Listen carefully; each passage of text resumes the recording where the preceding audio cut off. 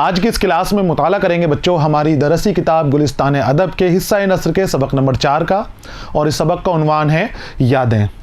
बच्चों इस सबक में यादों की तारीफ दे रखी है और सज्जाद ज़हीर की यादें जो रोशनाई के उन्वान से आपने लिखी थी इस सबक में शामिल की गई हैं। सबक को मैंने 4 हिस्सों में तकसीम किया है। पहले हिस्से में हम यादें का मुताला करेंगे, यादें क्या हैं, किस तरह से लिखी जाती है और उर्दू अदब में यादें की क्या हैसियत है, इन हवालात से हम मुताला करेंगे। दूसरे हिस्से के अंदर हम सज्जाद ज़हीर का तारुफ हासिल करेंगे, सज्जाद ज़हीर की तर्ज तहरीर की खसूसियात और कलाम की खसूसियात के साथ हम ज़िंदगी के हवाले से भी मुख्तसर मालूमात हासिल करेंगे। इसके बाद जो तीसरा हिस्सा होगा वो सज्जाद ज़हीर की किताब रोशनाई से अखज़ किया हुआ एक हिस्सा होगा जो रोशनाई के उन्वान से ही यहाँ सबक के तौर पर शामिल किया गया है। और उसके बाद जो चौथा हिस्सा होगा वो रोशनाई से मुताल्लिक़ सवाल व जवाब के ऊपर मुनहसिर होगा। तो हम शुरू करते हैं सबक का पहला हिस्सा जिसका उन्वान है याद निगारी। याद निगारी या यादें बच्चों ये उर्दू अदब में अभी तक बाकायदा सिन्फ की हैसियत नहीं रखती हैं, लेकिन उर्दू के बड़े बड़े अदीबों ने, बड़े बड़े मुसन्निफ़ों ने अपनी ज़िंदगी के हवाले को, अपनी ज़िंदगी की याद को यादें के उन्वान से मुरत्तिब किया है। इस वजह से हम ये मान सकते हैं कि आने वाले वक्त के अंदर ये यादें भी अदबी सिन्फ की हैसियत इख्तियार कर लेगी। जिस तरह से मकतूब निगारी को अदबी सिन्फ की हैसियत दी गई है, अदबी तख्लीक़ात को अदब पारों की शक्ल में मकतूब निगारी को पढ़ा जाता है, उसी अंदाज में यादों को भी आने वाले वक्त के अंदर पढ़ा जा सकता है। यहाँ पर बच्चों हम यादों के मुतालिक बातें करेंगे कि यादें क्या होती हैं और ये किस तरह से लिखी जाती हैं। शुरू करते हैं। बड़े गौर से आपको देखना है, अंदाज़ा बतौर आपको यहाँ पर दिया गया है, आपको अंदाज़ा हो जाएगा कि यादें किस तरह से लिखी जाती हैं। उर्दू के कई अदीबों ने अपनी ज़िंदगी के अक्सर अहम तजुर्बात और वाक़यात को यादें के उन्वान से मुरत्तब किया है। अब यही वजह है बच्चों को यादों का हम मुताला कर रहे हैं। यादें जो आपके सामने दी गई हैं, खुदनोश्त भी आएगी आगे, आप बीती भी आएगी, लेकिन यादें खुदनोश्त और आप बीती से थोड़ा अलग हटकर है। खुदनोश्त के अंदर इंसान अपने ऊपर बीती हुई, अपने ऊपर गुजरी हुई चीज़ें बयान करता है, जबकि यादें में अपने साथ दूसरे लोगों से मुतालिक यादों का भी बयान किया जा सकता है। तो उर्दू अदब के बड़े अदीबों ने जो बड़े नामवर हैं, बड़े मशहूर हैं और एहतराम के काबिल हैं, उन अदीबों ने यादें के उन्वान से अपनी ज़िंदगी के हाल को बयान किया गया है, अपनी ज़िंदगी में गुजरे हुए वाक़यात को मुरत्तिब किया है।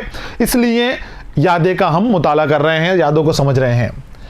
यादें की बरक्स सवानेह का दायरा वसी होता है। सवानेह निगारी ये उर्दू अदब में एक सिन्फ है। सवानेह निगारी इसमें ज़िंदगी के पूरे हाल बयान किए जाते हैं। तफसील से किसी नामवर या मशहूर शख्स की ज़िंदगी के सारे हालात को बयान करना सवानेह निगारी कहलाता है। यादें सवानेह निगारी का ही एक हिस्सा है, लेकिन सिर्फ ये एक ही हिस्सा है। इसमें पूरी ज़िंदगी की तफसील बयान नहीं की जाती, ज़िंदगी के एक मुख्तसर हाल का बयान किया जाता है, एक मुख्तसर हिस्से का बयान किया जाता है। जो मामलात पेश आ रहे हैं उन मामलात के बारे में यहाँ पर बयान किया जाता है। यादें उसी के ज़ेल में आती हैं, यानी सवानेह के ज़ेल के अंदर यादें आती हैं। यादें अभी सिन्फ की हैसियत नहीं रखती, लेकिन मैंने बताया कि आने वाले वक्त के ऊपर इस तरह के इम्कानात हैं कि यादें भी एक सिन्फ की शक्ल इख्तियार कर लें, क्योंकि अदीब लिख रहे हैं, बड़े बड़े मुसन्निफ़ इसको लिख रहे हैं यादों को, लेकिन सवानेह निगारी अदबी सिन्फ की हैसियत रखती है। सवानेह के ज़ेल के अंदर ही यादें आते हैं। सवानेह में तरतीब व तसलसल पाया जाता है, जबकि यादों में सवान ही तसलसल को कायम रखने की शर्त ज़रूरी नहीं। अब सवान ही में बताया गया है तरतीब और तसलसल पाया जाता है। तसलसल क्या है?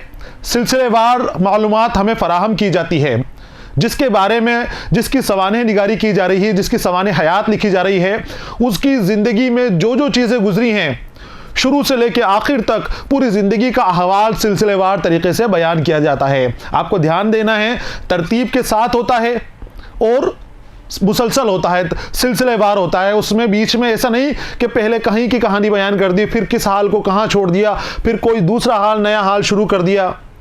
मुसलसल तसलसल होना चाहिए, उसमें सिलसिला बना हुआ रहना चाहिए, तरतीब होनी चाहिए। तो सवानेह में तरतीब और तसलसल पाया जाता है, जबकि यादें में तसलसल को कायम रखने की शर्त नहीं है। यादें बच्चों नाम से ही जाहिर होता है कि यादें बयान की जा रही हैं। अब यादें ज़रूरी थोड़ी है हमें कि ज़िंदगी की सारी यादें एक दूसरे के बाद हमें आएँ। क्या पता कोई खूबसूरत हिस्सा ज़िंदगी का हमारी उम्र के 40वें साल में हमारे सामने गुजरा हो, तो वो 40वें साल में जो हिस्सा गुजरा है वही हमारी याद बनकर हमारे सामने आ जाए और उसी को मुसन्निफ़ तरतीब दे दे, तो वो उसकी यादें वहाँ से भी हो सकती हैं। अब उसमें तसलसल नहीं है, तो तसलसल की जो शर्त है ये सवानह निगारी में पाई जाती हैं, यादें में नहीं पाई जाती। यादें कलम बंद करने वाला बहुत सी यादों में से महज उन यादों का इंतखाब करता है जो किसी न किसी पहलू से अहम, नुमायां और तवज्जो तलब होती है। पूरी ज़िंदगी के अंदर कई किस्से, कई वाक़े पेश आते हैं, कई हादसात हमारी ज़िंदगी पेश आते हैं, लेकिन वही यादें बयान की जाती हैं अदबी हैसियत से, वही यादें बयान की जाती हैं जो तवज्जो खेज़ हो, जो लोगों को अपनी तरफ खींचे और जो दिलचस्प भी हो, जिसको सुनना लोग पसंद करें। वरना ज़िंदगी में हमारी बहुत सारी यादें होती हैं, हर तरह की याद ऐसी नहीं होती कि लोगों को अपनी ओर खींचे, लोगों को अपनी ओर राग़िब करे, ऐसी बहुत सारी यादें नहीं होती। वही याद, उसी याद को तरतीब दी जाती है जिससे लोग मुतासिर हो सकें, जिसको जानने के लिए लोगों में दिलचस्पी रहे, जिसको पढ़ने के वक्त लोग तो पूरी तवज्जो से पढ़ें। हमने लिख दी और लोग तवज्जो नहीं उस तरफ, लोग उसको पढ़ना नहीं चाहते, तो फिर वो हमारी याद किसी मतलब की नहीं है। बाज़ अदीब यादें के लिए अब याद निगारी की इस्तिलाह भी इस्तेमाल करने लगे हैं।